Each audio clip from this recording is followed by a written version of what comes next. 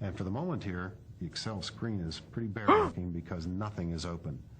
If you want a brand new workbook on your screen, you can simply click on the leftmost toolbar button, click New, and you'll see a new workbook.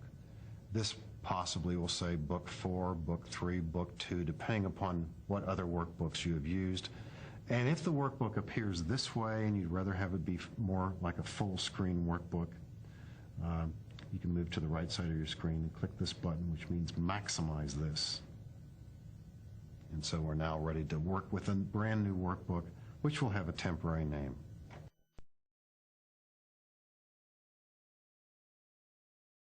In this section, we talked about how to save your workbook, with particular focus on where you save your work, the name you give it, and how you save the workbook.